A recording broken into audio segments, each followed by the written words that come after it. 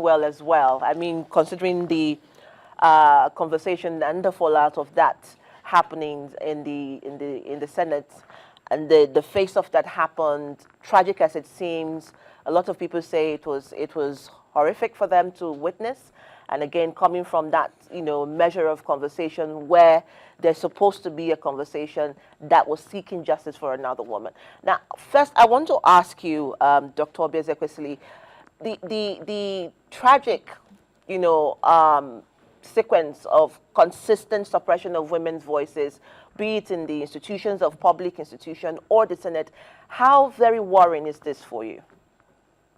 Well, I think we should really place the matter of Senator Akoti Uduahan on the center of our conversation. What happened at the Senate was basically, an opportunity for the entire country to understand how deep, deeply ingrained in the way that we have dialogues in our country. This matter of Senator Natasha at that plenary session being beat down by predominantly men. She was literally the only woman in the Senate that day, and so a conversation was made impossible to happen. A lot of Nigerians, the ones that they saw was she told me to shut up. But there's no telling a person to shut up without a context. And the context was basically that the senators who were members of the ethics committee were totally aghast at the fact that the plaintiff that we accompanied was insisting that he be heard on the objections he wanted to be placed on the table before going into the substantive discussion of his petition. And in the way they were really muzzling him, the two of us who had initially said alongside with him that we would wait until the objections that he was raising are resolved in order to swear into the statements that we would be making. I was going to make statements on an expert basis because as chair of Women Political Leadership, a body that brings together all women in top political positions around the world, presidents, prime ministers, parliamentarians, I was going to provide the information on how it is important for Nigeria to not sweep this under the rug, that countries around the world have faced similar situations and that these are the ways that they addressed it in order to restore the concept of fair hearing and justice. And that we just needed to borrow from the lessons that are best practices. So that was my own mission as a witness. I wasn't going to witness an affair that is not yet discussed and in an impartial justice context. So that was it. But the senators made it impossible for us to. They shouted us down, put the mic off, did, used words like we are unserious and wasting our time. I mean, it was a toxic environment. So that clearly was the context within which they enabled their colleague, the senator, who was not there as a member of the committee, nor was he there as a senator. He was there in his own declaration as a witness for the accused person, that is the Senate president. And so equivalency of treatment was necessary. But what we saw was a complete enabling of his rambunctious and very disruptive conduct. And it got to the point where he was so talking down on the plaintiff and jumped into the time that I was trying to get the chairman to allow me to be sworn into an oath, because I was prepared to do that, just to make sure that the voice that was on the other side of the table, the petitioner's table, was not muzzled, and they refused. And then he jumps in and says, I want to be sworn in, since they are not serious, and it was at that point I said, please shut up. And frankly, I believe that it was necessary for that conversation to happen, because what we have seen is a perpetual attitude of those in public office, assuming that simply by virtue of being in public office, they can talk down at Nigerians, they can muzzle the voices of Nigerians, and they can do it in any way. So I wasn't ready to continue to appease that kind of behavior. So I said to him, please shut up, because clearly we were in a situation where they refused to allow the voice of the citizens to enter into the conversation. His own behavior was a worse degree of the behaviors that we saw. It was mostly shouting down on anything that the petitioner side wanted to bring into Doc, conversation. sorry to interrupt you, Doc. Yeah, you said you actually told him to shut up. Doc, couldn't there have been a nicer way to have put it across to him instead of telling him to shut up, just like you put it? Okay, so the context in this is that this fellow turns to me and says, they are not serious, and says, wasting time. It's so easy for those who don't get the nuances to not understand that at that moment, it was necessary for me to let that gentleman know that he must not do that. It is important for us to understand that this appeasement, it gets to a time when we must stop appeasing the kind of behavior that he put up. And I was very intentional in saying to him, enough. That was my enough is enough moment. Haven't we had enough of those in positions of authority crowding out the voices of the people of this country? I'm sure you do know that on these matters of public accountability, I have a very strong opinion and a track record on it. And so it was very intended that he should stop the behavior that he was putting up. Now, that made him to even now escalate exactly the behavior that was bad behavior. It was necessary for the public to see the kind of mindset that dominates the space of political leadership in our country today. And that is an indication that the idea of social contract between the citizens and the people that lead them or rule them or ruin them, as the case may be, does not exist. And so for me, I would say that in that moment, I was thinking not of a nice way to placate someone who was obviously trampling and muzzling the voices of citizens. It was necessary for me to say, this is your enough is enough moment. Doc, enough is enough sounds better than shut up to me, if you ask me. Well, it depends.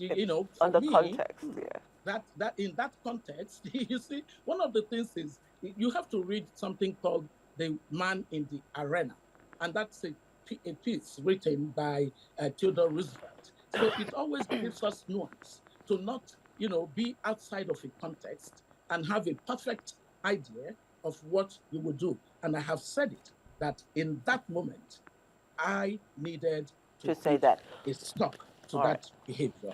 I am, the Bible says, answer not a fool, so that you don't become like him. And then it says, answer a fool so that he does not begin to think that he is wise. So it's about context and it's about nuance. All right. And it applied on that day. All right, just stepping in here. 8 o'clock is usually our Kakaki socials. We'll just let you know that we'll be bringing it still in the course of the discussion. But now we just continue with our conversation with Dr. Obi Ezekwesili. So I'm going to ask this question because the whole world, has waded in on this conversation. It's gone beyond just Nigeria. I think it's taken a global conversation, and this is about gender. This is about gender identities and the stereotyping of women and the suppression of voices. Are you not also perhaps a little more concerned that this is just the Senate and that is just one institution, but in the public space, in the politics of Nigeria, in the conversation of women's mainstreaming in governance, this is the daily, day-to-day conditioning of the minds of mostly the men against women. So how do we begin to de-stereotype and look at deconstructing these kinds of gender identities against women? Well, one of it is what has been happening since February, I think February 20th, when we all saw that, what would I call it, that happened between Senator Akpoti Uduaghan and the Senate President, Godswill Akpabio. You could see how it got to the point where the woman, feeling absolutely trampled upon in her desire to be heard under their Order 10, which should ordinarily have given her the opportunity to at least say what she needed to say. But that was deprived her. So the issue is that the very dominant approach that says, you are a woman, you're not supposed to talk when we are talking. It's a normalized kind of an approach that is actually not healthy for society. Societies that have worked are societies that safeguard voices, the voice of children, the voice of young people, the voice of girls, the voice of boys, the voice of women, the voice of men, the voice of elders, the voice of people who are marginal to society. It is so important to safeguard voice. That is, in fact, a cornerstone of democratic principles and values. And so for us to now see this woman in the Senate facing that situation, the first thing you say is, hold on, what's going on here? There is much more to what we're saying than is being told. Well, we will wait until this unravels, or rather reveals itself. And then by the next day, she grants an interview where she says, by the way, all the series of things that I have suffered, including what just happened at the Senate yesterday, is because of something else. And what was that something else? I rebuffed advances, from the Senate president. And because of that, I have become a victim of his abuse of power. Well, that's an entirely new one.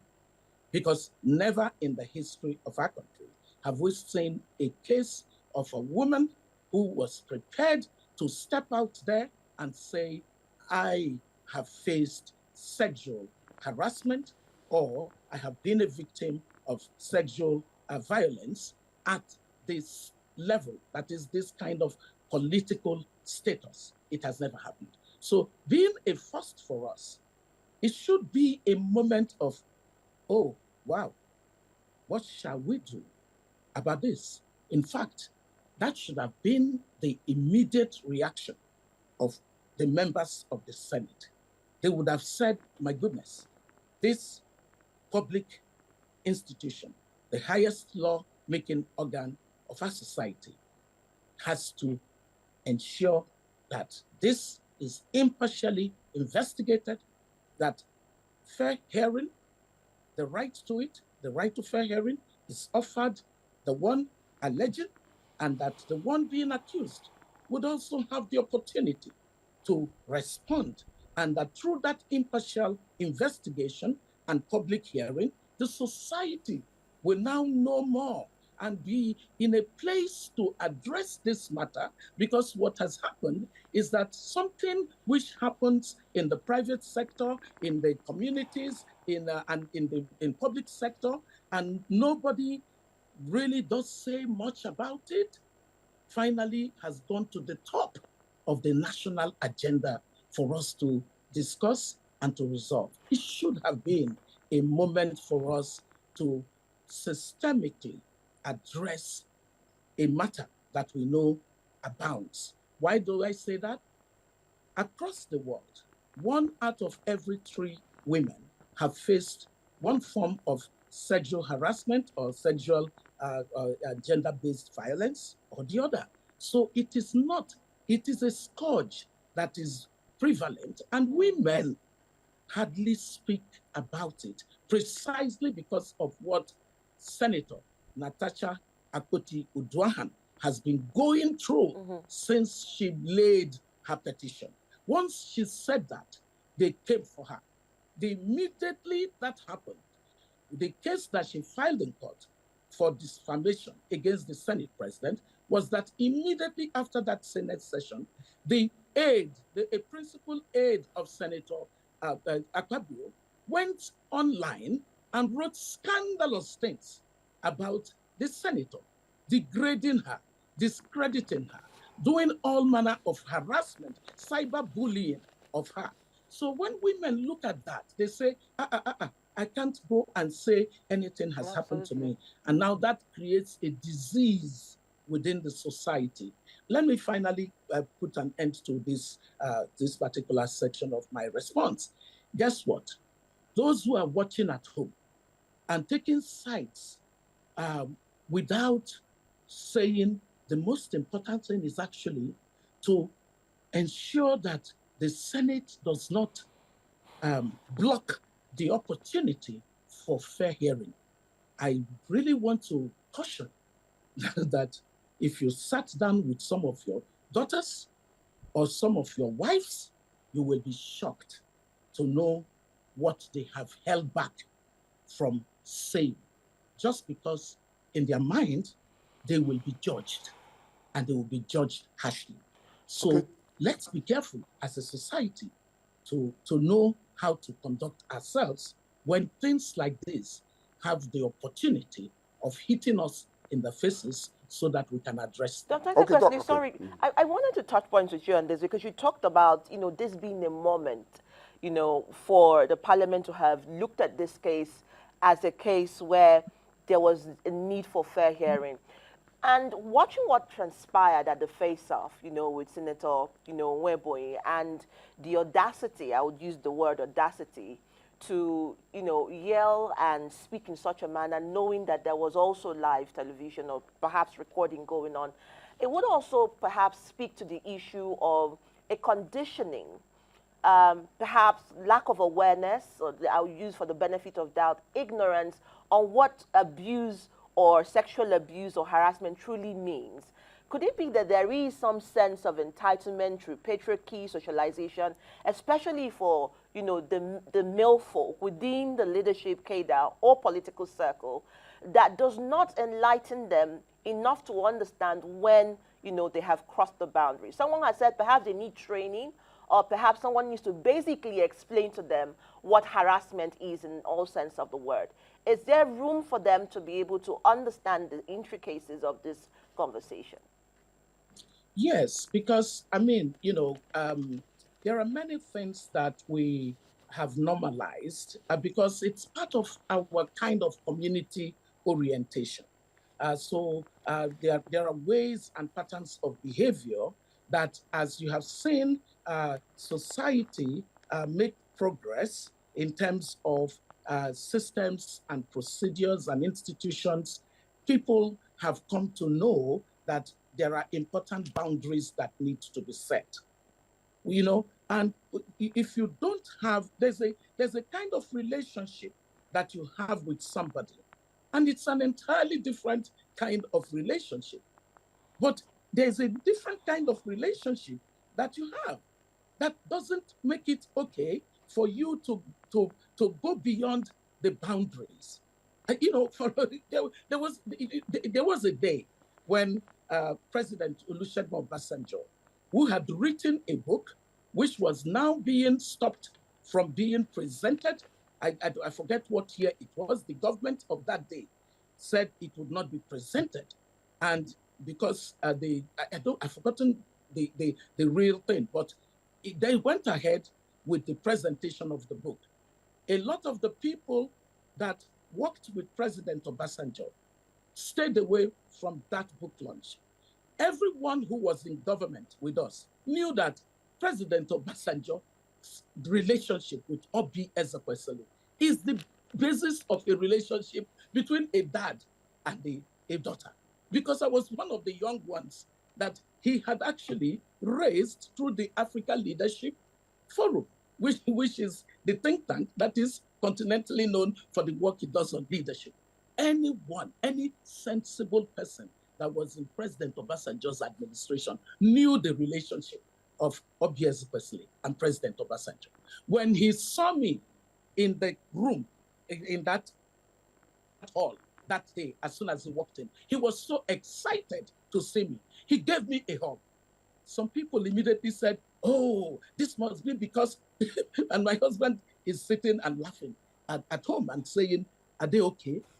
You know, so that's a different level of relationship. Yes. Okay, but when you are a senator to senator, and there is no basis for you to say certain things to Natasha, especially amorous things, indecent kinds of language, and she says, "I take exception to this. I don't like this. Please stop," and then it turns into a quarrel that then ends up into her belief that she is now being persistently picked on and punished for not yielding to an advance. That's an entirely different form. So we need to have a society that discusses the different layers of relationships and how the conduct of a person should be in that frame.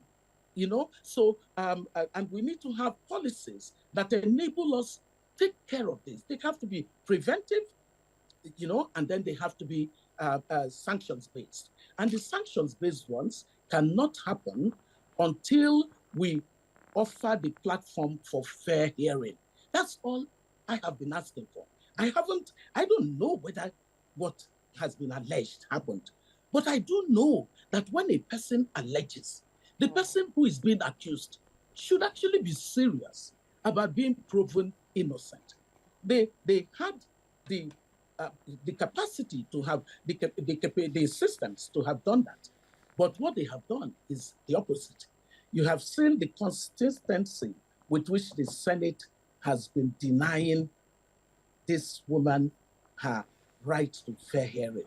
Instead, all forms of distractions. They discredit her. They buy up people to write all kinds of things, to release all kinds of private things about her. Then what do they do? They start a fraudulent recall process for her. They just whittled her down completely. They want to break her. They just want to break her so that any other woman, any other young woman looking on would say, "I don't have the strength of Natasha Akpoti-Uduaghan, senator. I don't, even as powerful as she is, see what they did to her. How much more, how much less myself, that I wouldn't have the kind of forcefulness and character to face up to this system." So we must not let that happen. Any sensible Nigerian who knows that they have children, they should not let this happen. They should not get sucked into the sentiments. I am not dealing with the sentiments. I'm dealing with the facts of an issue that, as chair of women political leaders, I have had to be at the table of addressing when it has happened to other women political leaders in other countries. Okay, Doc, there's a school of thought that says that, well, we've heard the language soap opera used for what has happened since this saga started, that it's really really what we should be talking about in the Senate is probably more serious issues. And then people are saying, well, with what happened yesterday, the face-off between you and Senator Weboy, is it not the danger of this thing further degenerating into the soap opera language that they're talking about and moving away from the substance which you've tried to point out yourself? No, no, no. It is a society that determines whether it wants to make progress or not. I don't think that Nigerians are connecting what has happened to Senator Natasha Akpoti-Uduaghan to the larger issues of poor governance of this society. I think people think this is an isolated matter. No.